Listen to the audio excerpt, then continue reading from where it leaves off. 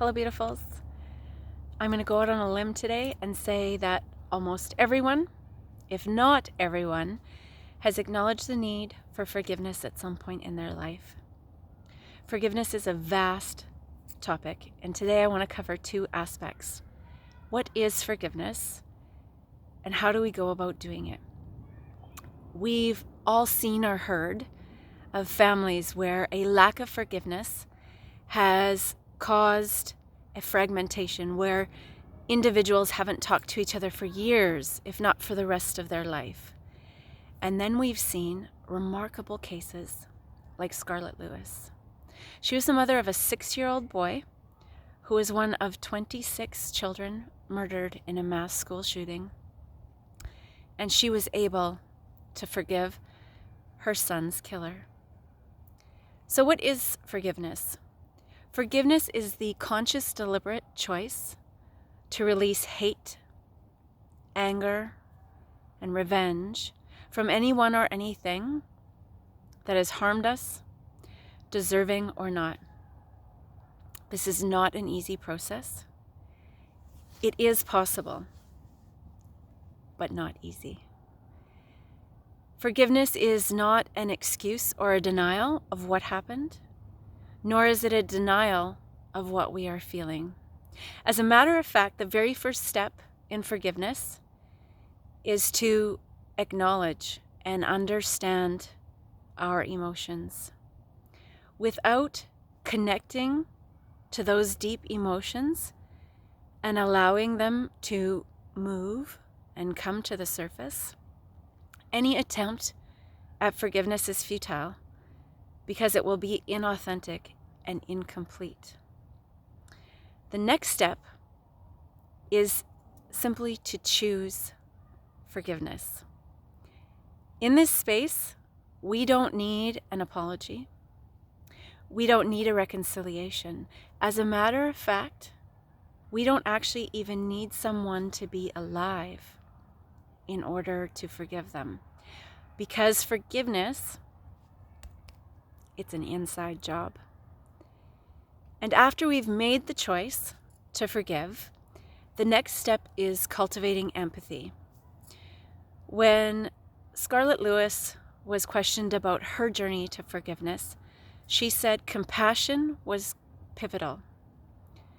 Understanding the killer's pain. Knowing that none of us are born as mass murderers, and that this young individual had been enduring excruciating pain and suffering. Self-awareness really assists us in that empathy aspect, because when we are aware, we understand that we are deeply imperfect. It's just part of our humanness. We understand that we are not separate, and yet we each have our own unique circumstances. Those unique circumstances are powerful aspects in us cultivating empathy.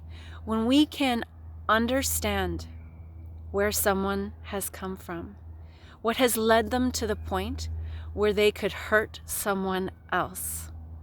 Now, I want to mention that empathizing and understanding the origin is not the same as condoning what happened. They're two very different things. Forgiveness heals deep emotional wounds, and we, as the forgiver, are the primary beneficiary of that act. I'm sure you're familiar of the proverb about holding on to anger is like holding a hot coal and hoping to burn someone else. Lack of forgiveness actually causes more pain to us than to the one who has injured or violated us. And so there is a need to let go and make meaning.